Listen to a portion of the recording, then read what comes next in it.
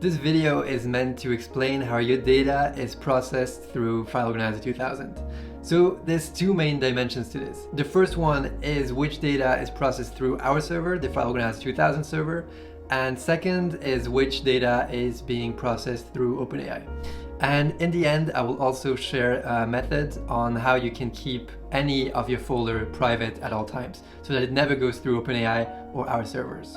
Okay, so first let's start with which data goes through our servers. So the users that have a monthly or yearly plan will have their data go through our servers when they make a request. But we only use your data to send it to OpenAI and send it from OpenAI back to your Obsidian. We do not store it, we don't access it, and if you want to check, you can also check our code base because it's open source, so you can see that we don't do anything with your data. And the code that you see on the code base is the code that we run on our server. Second, the OpenAI dimension. So whenever you make any AI related request, your content will be sent to OpenAI, but they will not store or they will not use your data for training, because when we set up our API, the File Organizer 2000 API, we disabled all those sharing features. So none of it is being used to train the models, and they don't store it. That's very important to us. And if you're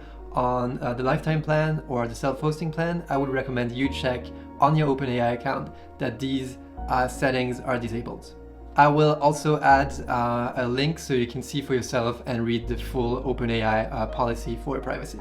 Okay, so now let me show you how you can hide entire folders and nodes so that they're never sent to OpenAI or never go through our servers.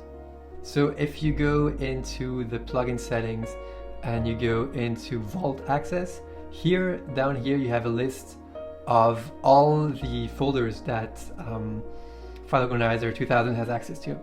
So you can see that here, if I go, where is it? Here we have ignore folders, and you can type in any folder you want, and you can put multiple ones following this syntax, folder 1, folder 2. Here, for example, I have the File Organizer 2000/blog folder that is entirely ignored, and you can see that it's not here.